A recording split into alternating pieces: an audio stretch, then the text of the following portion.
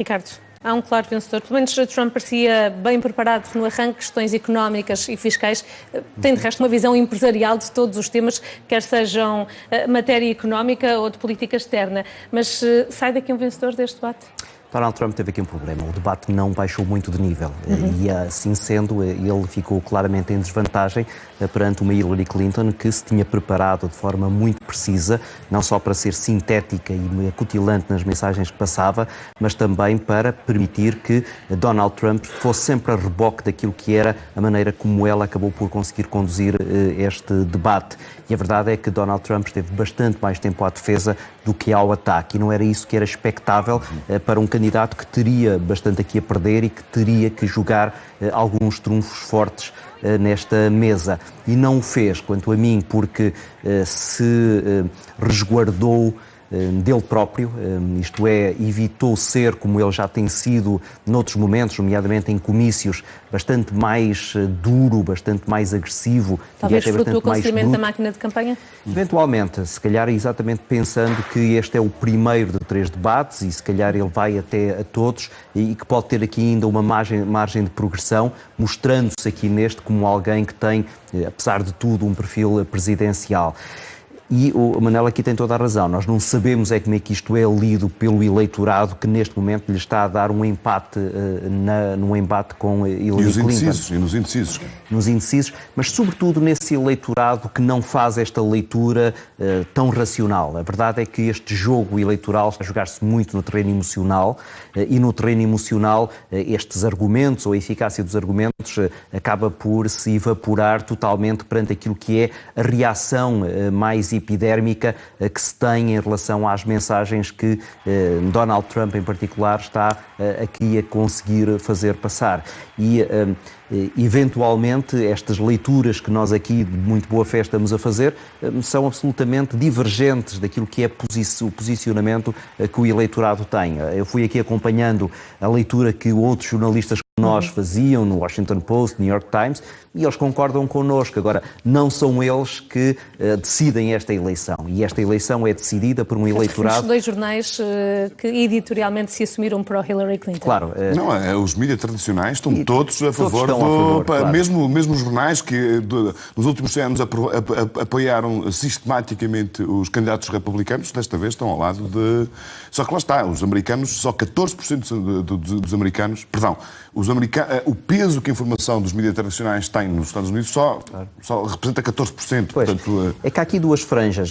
Costuma-se falar no Bible Belt, é o cinto da Bíblia, que é aquela zona conservadora dos estados como Missouri, Mississippi, Utah, muito religiosos que de alguma maneira apoiam Donald Trump, mas há agora aqui um outro belt, há aqui um outro cinto que é o Rust Belt, que são aqueles estados que foram duramente afligidos por esta crise económica. E para este eleitorado a assertividade lógica do discurso de Hillary Clinton não cai. É muito mais contundente aí a crítica que ele faz ao NAFTA, ao acordo com o México e com o Canadá, que para eles é verdadeiramente a nuvem que lhes tem prejudicado o nível de vida a que eles estavam habituados antes desta crise. E quando eles veem uma Hillary Clinton muito reticente em rejeitar esse acordo, que de resto foi lançado pelo seu marido Bill Clinton, e portanto ela não se pode distanciar dele, e veem por outro lado Donald Trump a ser muito mais duro, claramente caem para o lado dos republicanos. Ricardo, pontos-chave deste debate? Diria que houve aqui 3 aspectos que eu destacava. Um é a questão do emprego, logo inicialmente tratado, onde claramente as estratégias de um e de outro se diferenciam, com propostas que aqui foram clarificadas e desse ponto de vista eu acho que o debate teve aqui alguma eficácia, nomeadamente para aquele eleitorado que eventualmente pode ter estado um pouco mais afastado desta campanha e que agora ficou com uma ideia um bocadinho mais concreta de quais são as propostas de ambos. Depois, questões de segurança relacionadas com política externa e, mais uma vez, divisões muito fortes entre um Donald Trump que quer um muro a separar os Estados Unidos do México, que tem muitas dúvidas acerca do papel dos Estados Unidos em zonas onde os conflitos se estão neste momento a desenvolver.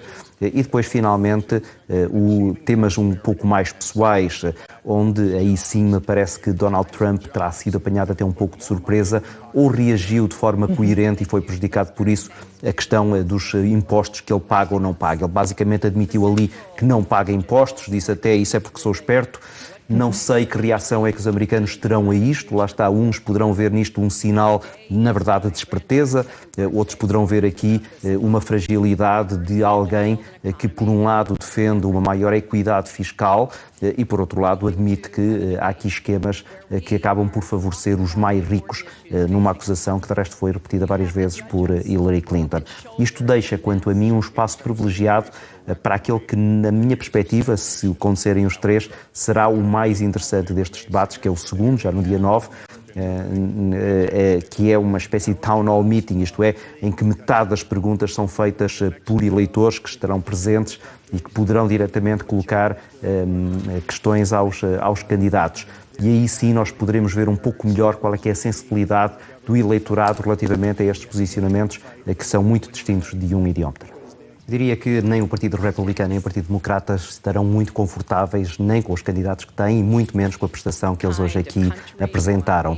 Para os democratas, esta Hillary Clinton está a fugir em demasia daqueles que eram valores que Barack Obama, por exemplo, tanto defendeu, que eventualmente não conseguiu pôr na prática por causa do sistema de balances and checks, em que o Congresso e o Senado lhe põem muitas restrições, mas que programaticamente apresentou, e Hillary Clinton está de alguma maneira a desvirtuar esses princípios e de forma muito mais visível. Donald Trump nada tem a ver com os valores fundamentais deste Partido Republicano e não me admirava nada que algum desse eleitorado republicano, a certa altura deste processo, se demarque claramente de Donald Trump. Pode não ir com o seu voto para Hillary Clinton, eu diria que pode haver aqui um aumento substancial da abstenção perante esse desconforto com tudo isto. Concordo com o Manel, estas eleições são particularmente importantes. Fico, de alguma maneira, triste por perceber que estes são provavelmente também os piores candidatos que eu vi entrar em jogo nas últimas décadas. Os níveis de popularidade provam isso mesmo. Ricardo Jorge Pinto, Manuel Carvalho, obrigada por ter estado connosco.